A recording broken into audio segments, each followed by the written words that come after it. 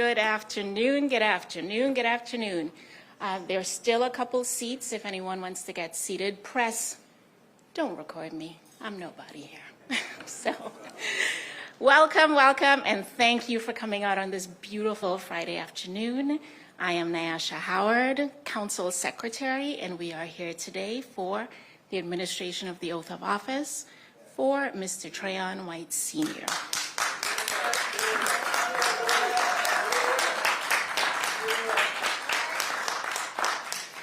We are about to get started, so I'm going to call to the podium Councilmember-elect Trayon White, Sr.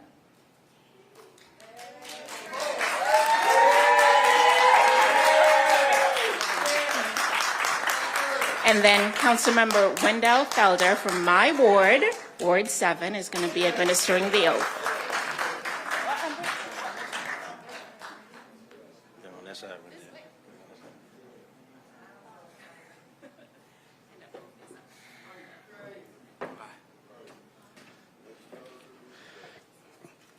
Mr. White, repeat after me. Raise your right hand. I say your name. Trayon White, Sr. Do solemnly swear Do solemnly swear that I will faithfully execute that I will faithfully execute the laws the laws of the United States of the United States of America and of the District of Columbia, District of Columbia, and will, will, to the best of my ability, to the best of my ability, preserve, protect, and defend the Constitution the Constitution of the United States of the United States and the District of Columbia, and the District of Columbia, Home Rule Act, and will faithfully discharge the duties of the office of member of the Council of the District of Columbia, which I'm about to enter. Congratulations. Thank you, brother.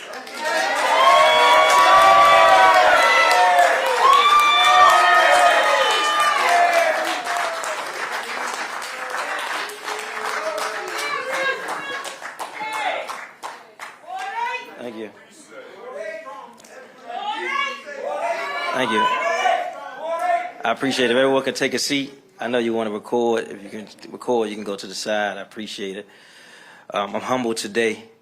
I want to thank God for his mercy and grace that he bestowed upon me to even be here today in the land of the living right here in the great Ward 8. This is the first time in a long time that I came to speak and didn't prepare any remarks. But who knows that you're always prepared even when you think you're not. I want to thank my family. My mom is here, my brother, my nephew, my cousins, family and friends, but also my team. You guys have been remarkable. You can clap for that. You can clap for that. It's all right. And I appreciate the men in my life that have always encouraged me and keep me up. But I'm going to tell you, man, ain't nothing stronger than a black woman. Throughout this journey, you can clap to that, man. Throughout this journey for me, it's been a lot of trials and tribulations, not just with running for re-election twice within a year's time, but just life in general. It's been a tough season, to say the least. And God didn't give his assignments to weak people.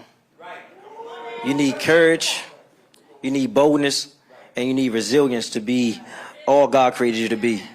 And that's what I'm hoping my life embodies. When this story is written 10, 20 years from now, that they know Trayon White got back up and kept fighting. Not just for himself, for those boys and girls in the community that look up to me, that I look like, that I resemble. Right? I see the young lady from Johnson here today. I know Khalik is here. Some of the other young men, Raquan, Roy, nephew, I see you. But the reality is that I represent those who have been cast out. See, when I saw the story last night about the federal police districts being dispatched throughout D.C., all I thought about was the children that may be out, that may or may not have a cell phone to call their parents, that they don't know what's going to happen with them. And I know about 20, 30 years ago, that was me. I grew up here on number 11 Boys and Girls Club across the street that's closed. What I know about growing up in this community, that we had a lot of resources. We did more when we had less. And while we in the conversation talking about building a new stadium, which I want the stadium, of course, but we also never forget to build on the people.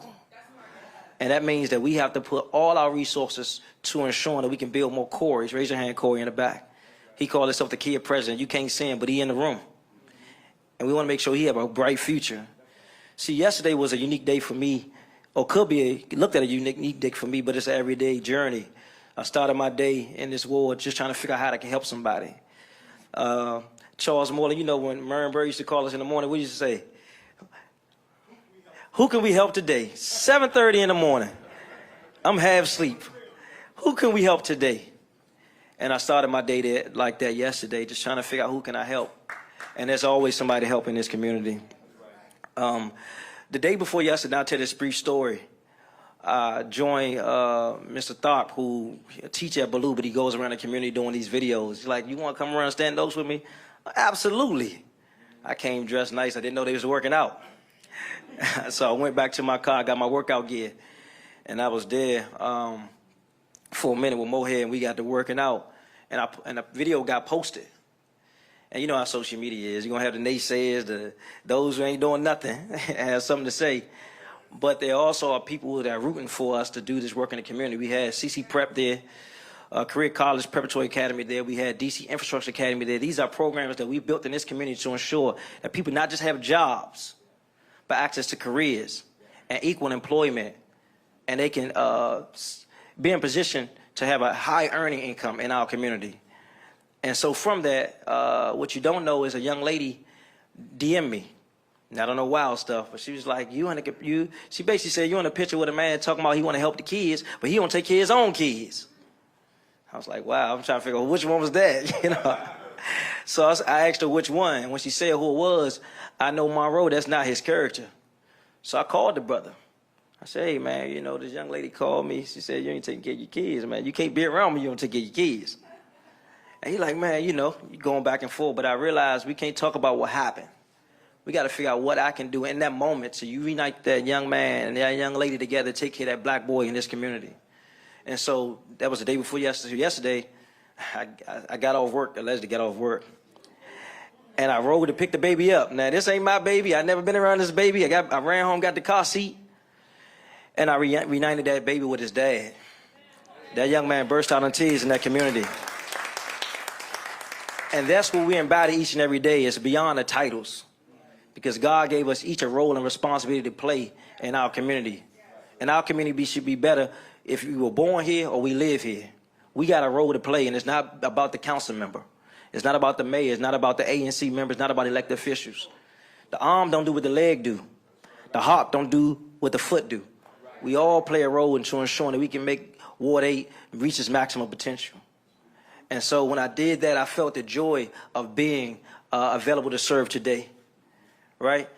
This morning, what Boogie? Boogie, raise your hand, Boogie. I got a text from Boogie this morning saying Miss Johnson, that's her name, Miss Johnson was having trouble getting housing. And I had a lot going on this morning. I said, man, I got you. By the time I called her, he had already called her. But what I didn't know was that Miss Johnson was 65 years old. And she was told by DC Housing Authority they was going to take her voucher.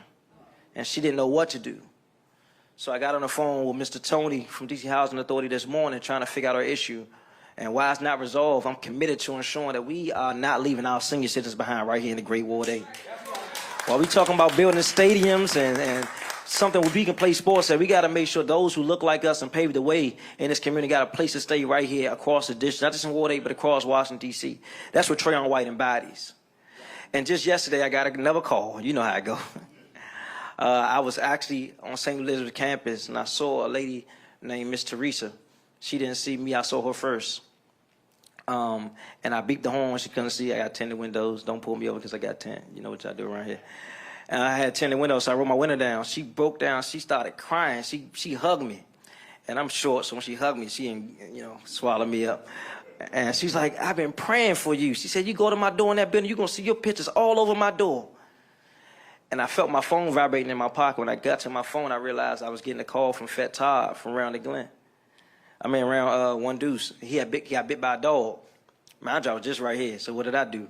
I rode around the corner to Cedar Hill Hospital trying to figure out what's going on with Fat Todd. And when I got to the hospital, I saw some of the conditions our people are in when it comes to their health. So I'm coming back to this council, and the title of this particular run was called Unfinished Business. Well, we got this big, nice, fancy hospital here. We want to make sure it's serving the people it's designed to serve. And I want to thank, my colleagues for getting involved in that fight, Mayor Bowser, especially thanks to Councilmember Vincent Gray, because he really carried the torch. And we're not an island amongst ourselves. And it's been a tough journey for me, but I've realized that with God, nothing is impossible. Because those are those nights where I didn't feel like it. And I didn't know what to do. And I remember Regina Pixley saying, Councilmember, we're going to win this. We're going to fight. And I prayed and prayed. And I told God, if you want me to go forward, you're going to have to do something miraculous because I don't have the energy right now. And it's not just about keeping God first, but also about keeping those who share the same values and energy and prayer warriors in your circle, because that was important. I got a pops right here, Al Malik Furcon. He's a Furby Hope. And he been struggling. I ain't going to that, but he been struggling just to make it out the house. And we leaving the polls. He said, I'm on my way. I'm like, the polls closed at 7. Man, it's 6:35. Coming from Northwest D.C. Him and Ty pull up with the men. And it's about showing up, not just for me, but for our people. Because I know coming through the Boys and Girls Club, there were many men and women in our community that showed up for Trayon White. And that's what I embody. And I'm excited to be here today, but more excited that God ain't finished with me yet. And this may be a re-election, but I know I got a long way to go, because I know, people, the FBI is after me, but I believe that, not just arrest me, but I believe they want to kill me. And I don't know if I should say this, but there was a meeting the other night that we had. And when I left that meeting, the next day I got a call from the person we had a meeting house at. And they said when we left the next day, the FBI knocked on the door. And so this tell you that this ain't nothing light. Thank you. I see you, Fred. And I think that fear, I was in this room, I believe, don't quote me, about 2017, 2018. I was in here with Dick Gregory. Y'all remember that? Dick Gregory said that fear and God cannot occupy the same space. You're going to have one or the other. And so my message to myself today, as I prayed for about 45 minutes, a little extra this morning, is that I mean something to somebody. That regardless of what happens in my life, now look at the young man, Khalik Barnes, who was in our community, who was a powerful man of God, a powerful preacher, trying to go to Morehouse. I met with him on the phone yesterday, me, Reverend Isaac, Will, and Nate Bennett Fleming. Those are Morehouse men, trying to figure out how we're going to get $12,000 to send this young man to college. See, I know for a fact we spent over $10 million for violence prevention. But what are we doing for those who are like Khalik in our community, who are doing the right things each and every day, got good grades right here at Thurgood Moss on MLK Avenue, that's struggling to get into school? He sent me a letter 2 days ago. They dropped him from registration. That broke my heart. I said, Khalik, we got to get on the phone. And together, I know in this community, we're going to figure this out, right? We're going to get this young man to college, right? To ensure that he can make it, man. Because we don't know what the future held for him staying in this community with all the stuff going on. We got to make sure each and every day that when I say unfinished business, my job is to make sure when I come back with fire and passion. That we are unapologetic about saving our black boys and our black girls in our community, because they matter. I can't do it alone. I can't do it alone, Sheila. I can't do it alone, Wanda. But I know together we can make sure that Ward 8 maximizes its potential. And regardless of what we see in the natural, there's something going on in the supernatural. And I just want to tap into it. But it's going to take a team. And I don't know where all the other members are on the council, but I do know we ain't coming to play.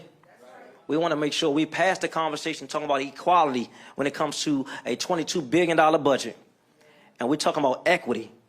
We need more because historically we got less. I'm going to say that again. We need more. East Anacostia River, Councilmember Wendell failed it because historically we got less. So when I hear you talking about a community benefit agreement, and we discussing it with Brother Ab Jordan, we know that, man, we got to help you, brother. Because I always say, when they say Ward 7, I say, we cousins. And we in this fight together, man. And God ain't finished with us, man.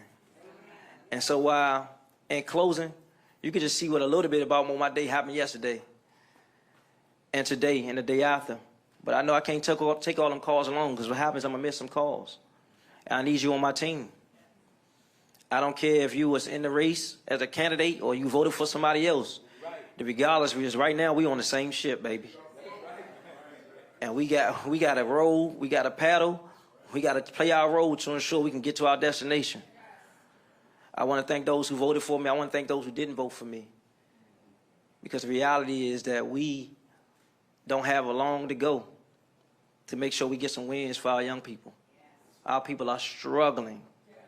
When I look at the comments on social media, when I went to the hospital and saw the condition, our health conditions that's on the faces and of our people with our health, I know, man, we have to do something drastic to create a healthy, equitable health situation on this side of the river, and I'm committed to that. In closing,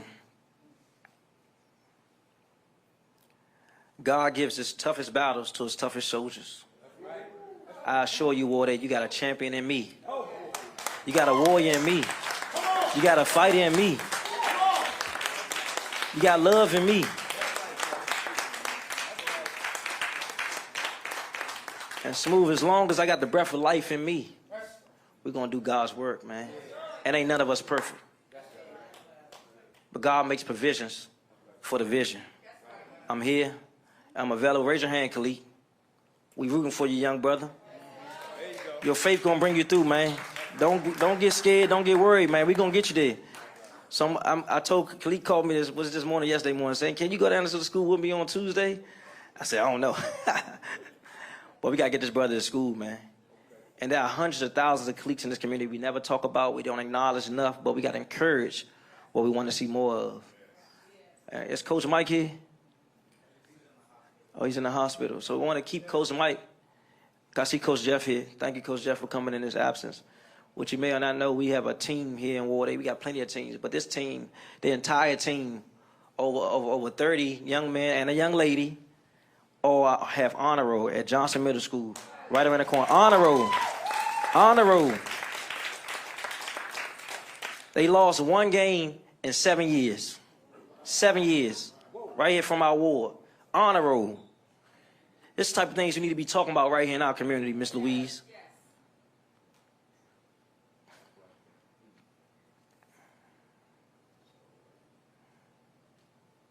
Our deepest fear is not that we are inadequate. Our deepest fear is we are powerful beyond measure. It is our light, not our darkness, that most frightens us. We ask ourselves, who am I to be? Gorgeous, talented, beautiful, fabulous. Actually, who are you not to be? Your playing small does not serve the world. It is our light, not our darkness, that most frightens us. And as we let our light shine, we unconsciously give other people permission to do the same. Our deepest fear. I want to acknowledge Councilmember Brandon Tarr, who's here today. Give him a round of applause. I want to acknowledge our State Board of Education representative, Mr. LaJoy Law Johnson. Give her a round of applause. Our State Board member, Jock Patterson. Where's Jock? Dr. Patterson here. If you are an ANC commissioner, raise your hand. Our commissioners, thank you, Freya. Commissioner White. Salim Adolfo, thank you, Salim, for coming, man. We appreciate you, brother. We in this fight together, absolutely. We committed. We committed. Can we say committed? Committed. Can we say committed? Committed. Thank you. In closing, I want to invite up Pastor Venable from Resurrection Church to close us out with a word of prayer. Come on now, brother. He's not a new minister. In fact, he used to be a teacher at Ballou Senior High School. But he's a new pastor of Resurrection Baptist Church right here on MLK. So I want you to close us out in prayer, brother. But don't do it. Our insurance don't cover that. Before you pray, I just want to say thank you, guys. I've been really emotional. I just want to say thank you for all you've done for me, the prayers, Fahim, man, the wisdom, encouragement. Mama T, just it's unthinkable. When you're in a time like this, you need support, man. And you guys have been amazing, and I don't take it lightly. Thank you, and God bless.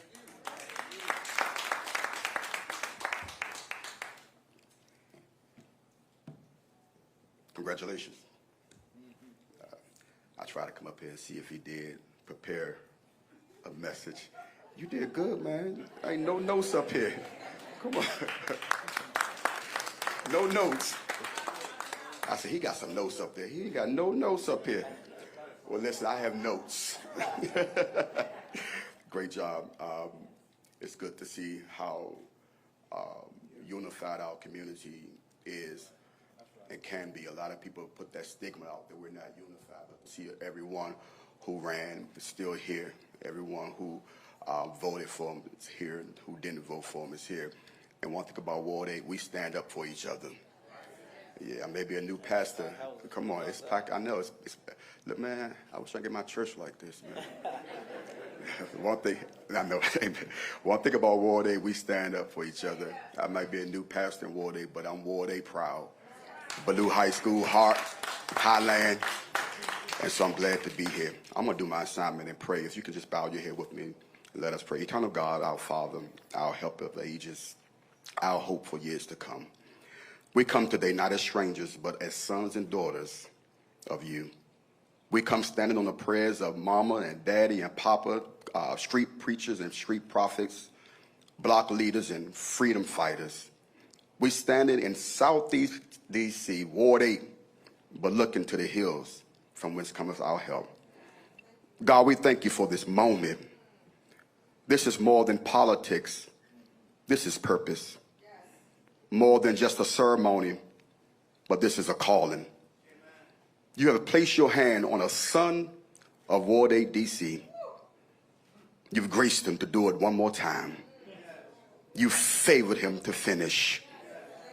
A man that's not disconnected from the people, but developed for purpose and on purpose. Thank you for Councilman, not elect, Councilman Trayon White. Thank you for his journey through struggle and strength. Thank you that he didn't have to fake it to make it. That his roots run deep in Ward 8. That his hands stay open, his head stayed on you, and his heart stay on the people. Now, God, as he walked back into this office, anchor him now in integrity, clothe him with compassion, strengthen him for the long days and the sleepless nights. Give him wisdom right now beyond his years, strategy beyond his experience. Give him a circle that's just not with him, but for him. Not just a circle, but they're in his corner. They will protect him, tell him when he's right. They will tell him when he's wrong, but more than anything, they'll tell him the truth. Make his office a safe place for the unheard. Make his leadership a lighthouse in the storm. Make his name not just known, but a name that is trusted. God, guide him and guard him from being burnt out, from being overwhelmed. Shield him from being sabotaged. Cover his family, the first family of Ward 8. Cover his mind. Cover his soul. And every person that's connected and assigned to him, cover them all as they walk into this new season. Now, God, we speak peace. Peace over every room that he'll enter. Go before him. Favor over every vote that he'll cast. And protection from every plan that the enemy has before him. We counsel anything that was sent by anything or anybody but you. Now let his leadership echo through generations. Let the youth see hope in him again. Let the city feel shifted by his presence. And let heaven be glorified through his service. This is our prayer, God. We only ask you this because we know you can do it. If you couldn't do it, we wouldn't ask you, Father, but we know you can do all things. And we seal it in faith in the name of the one who created us all. Amen.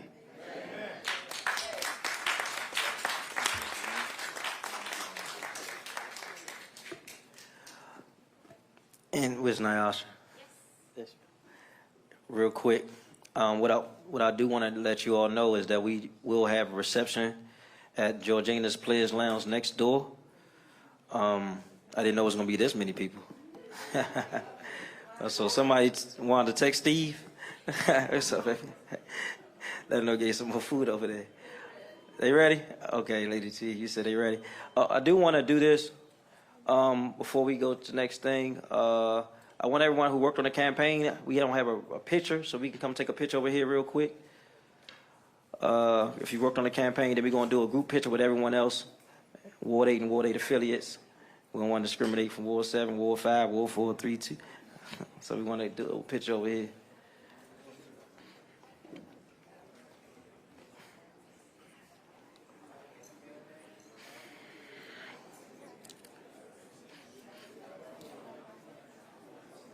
Miracle? Yeah, I'm waiting for you all to get organized. I got you, brother. I got you. Yeah, yes.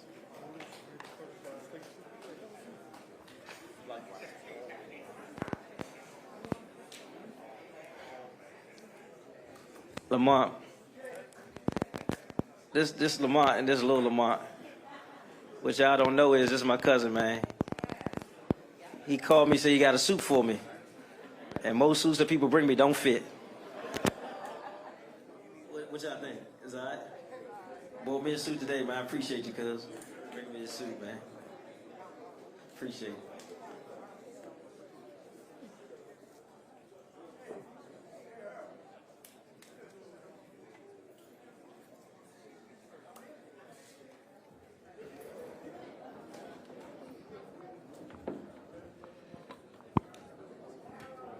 Hey, how you doing? Good to see you.